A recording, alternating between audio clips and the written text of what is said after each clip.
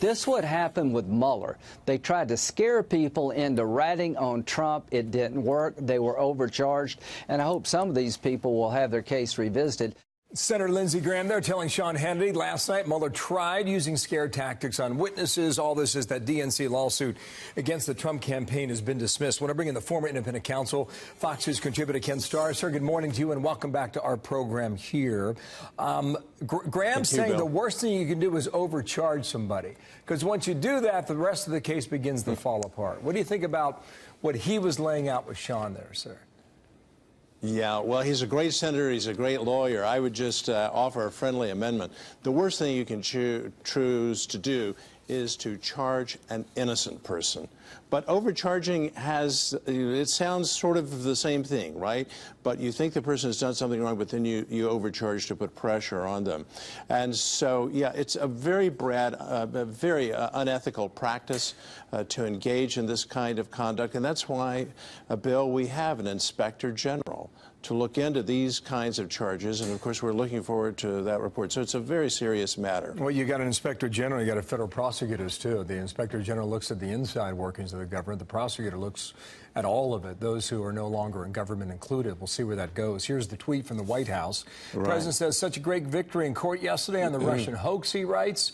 The greatest political scam in the history of our country, treason. Hopefully the attorney general, as you say, sir, the U.S. and all those working with him will find out in great detail what happened never again. You think, take this in the totality. You think about the collusion story collapse thus far.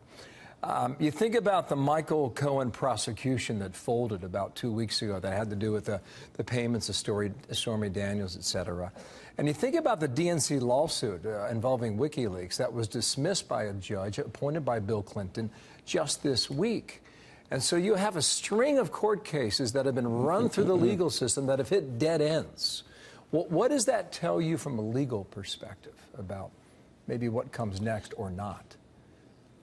Right. I think what comes next is the revelation of the truth, how it all began. So much of this is going, Bill, to how did this get started? Let's go to Genesis chapter 1. And that, again, is what leads us right back to Michael Horowitz and his report. And I think where it's going to lead us, now this is a predictive judgment, I may be proven wrong, is that the entire house of cards collapsed. There was no Russian collusion. There was no conspiracy whatsoever. And ironically, Bill, as you know, the Mueller report itself, for all of its flaws, and I have many criticisms of it, itself demonstrates that time and time again. It does so a bit grudgingly, but there was no conspiracy, there was no collusion, and there were lots of signs along the way, Bill, that there had not been any kind of coordination with Russian operatives and so forth. So what we're hearing now is a lot of rhetoric, but I think in terms of the law, all these various and sundry dimensions of how this all began will be revealed and the entire thing will collapse. Okay, Ken Starr, thank you so much. Really good to get your insight on this, and we'll see what comes next, if there is a next, in due time. Thank you, sir. It's good to see you again. Right.